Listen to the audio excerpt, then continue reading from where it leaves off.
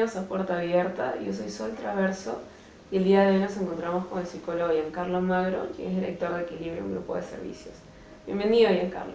Gracias. El tema para esta edición es resiliencia, bastante importante. Entonces, para empezar, ¿qué es la resiliencia?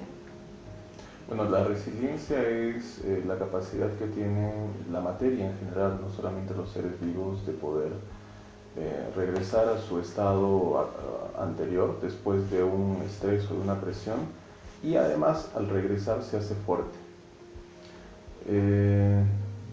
Esta misma lógica se utiliza para la psicología y para la sociología, en la que se asume que ante las crisis, y ahorita vamos a determinar esa palabra, los seres humanos se resienten, obviamente como todos, pero que hay algunos que tienen resiliencia y tienen mayor capacidad resiliente, que significa que son capaces de regresar a su estado anterior y aún más, fortalecerse después de esa crisis. Entonces eso es un poco la forma en la que lo podemos observar. Y ahora, justamente cuando nosotros hablamos de crisis, ¿qué hace que una persona en medio de una crisis pueda, como tú dices, fortalecerse y otra no? Bueno, acá tenemos que hacer una diferencia entre problemas, retos, transiciones y crisis. Un problema lo tenemos todos los días. Ahora mismo yo tengo un problema porque tengo que ordenar mis ideas para poder conversar contigo. Y de ese tipo está a cada rato.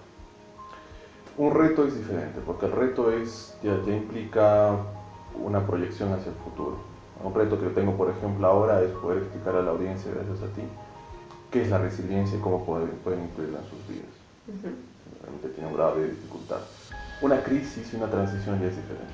Primero, la transición son cambios que se dan biológicos, sociales, económicos, y que no lo esperamos a veces, o a veces sí, pero que cuando suceden nos modifican y nos solicitan que hagamos cambios también nosotros. Por ejemplo, el paso de la infancia a la adolescencia, el matrimonio, el divorcio, las crisis económicas, por ejemplo, ahora lo que está sucediendo con la pandemia del coronavirus.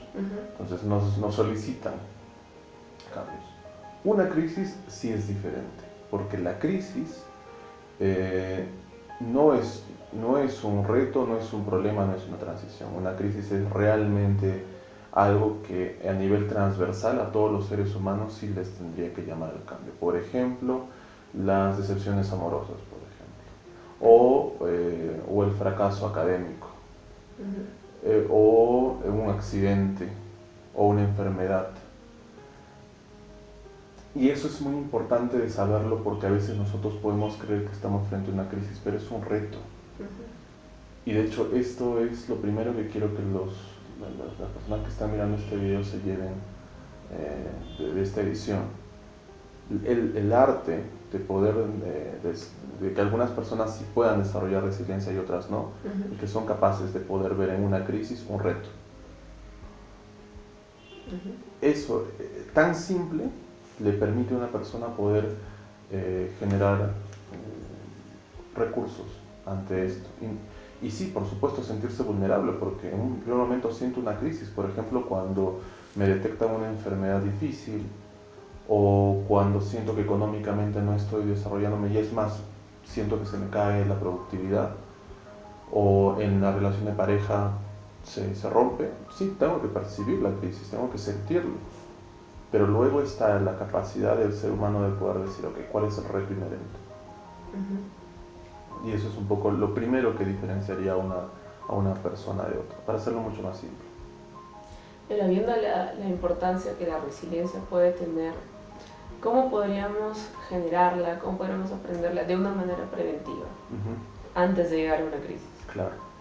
Bueno, lo primero que tenemos que apuntar es en dónde está nuestro enfoque. ¿Sí? Está, si lo ponemos como una balanza, ¿no? Está en lo que realmente queremos obtener. Por ejemplo, vamos a hablar de un negocio.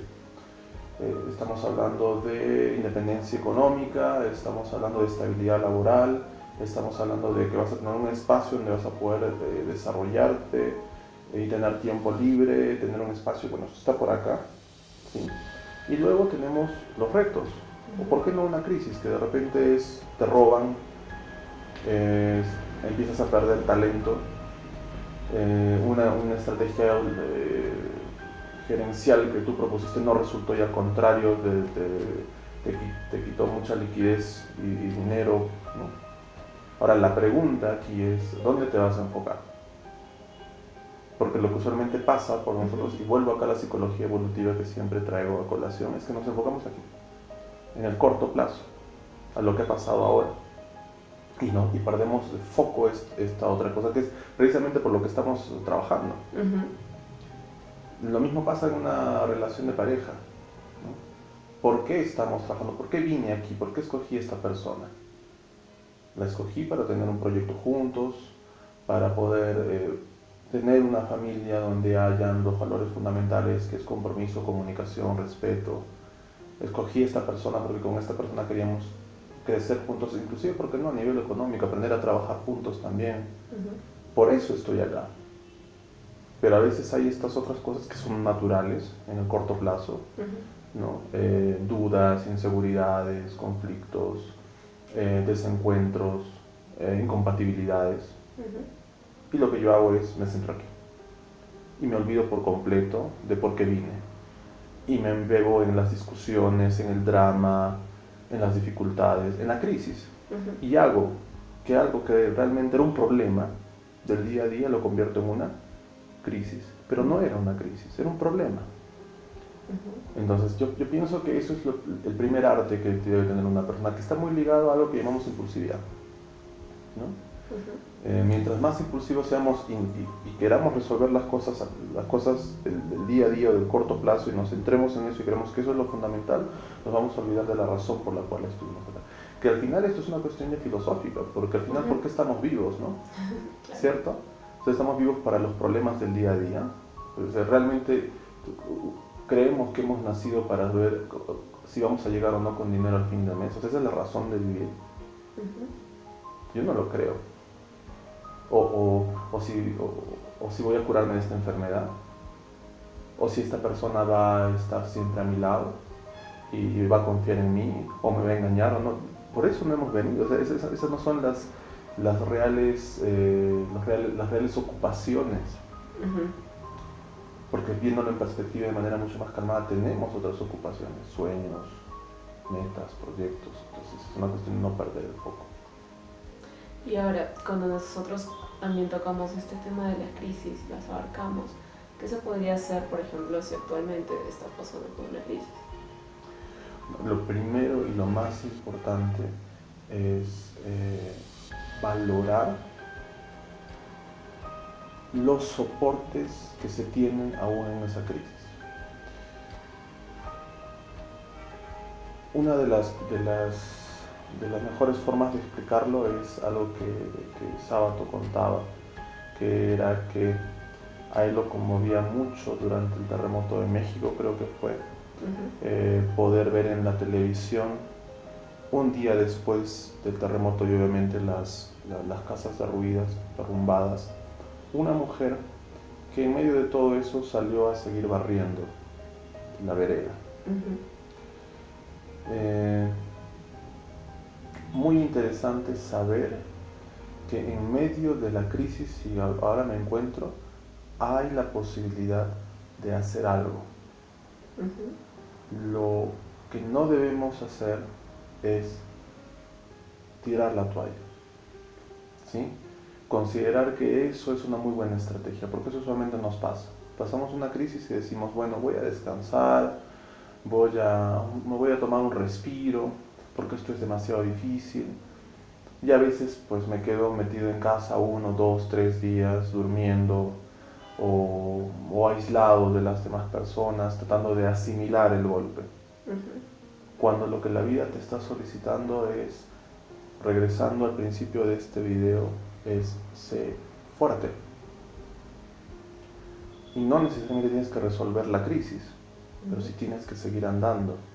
Porque si vamos a la misma lógica que con la que empecé el video, hay algo que te está presionando. Bueno, la vida no te está diciendo, oye, sácate esto de encima. Lo que te está diciendo es, soporta. Y cómo podemos soportar con los pequeños actos de todos los días. Y con lo que dije hace un momento, que son los recursos, porque siempre hay. En este ejemplo, una escoba es un recurso. Escribir, pintar, conversar, salir, siempre hay algo que hacer. Siempre hay algo de lo que te puedes agarrar. Y lo más importante es que hay personas que te aman. Por más que uno considere que este mundo es ajeno y es egoísta, es una cuestión mediática. Hay gente que te ama, gente con la que puedes conversar, gente con la que puedes encontrar otra perspectiva. Entonces esas dos cosas, nunca dejar de hacer algo y lo segundo, nunca negar que la gente no te ama. Y creo que con esos dos recursos uno puede ya encontrar por lo menos una luz, ¿no? Un camino para poder salir de eso. Excelente, Carlos, muchas gracias.